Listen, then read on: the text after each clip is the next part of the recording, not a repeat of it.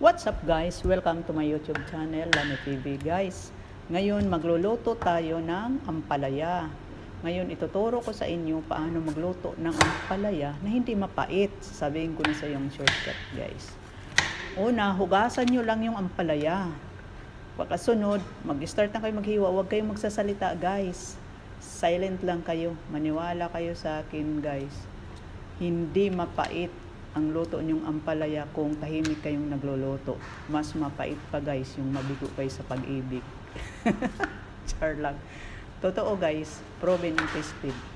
Huwag kayong magsasalita pag kayo nagluluto. Sundan nyo lang yung ginagawa ko guys. Okay? Lalo na sa mga beginners dyan na nagluluto. Bye! Subscribe my YouTube channel, Lani TV.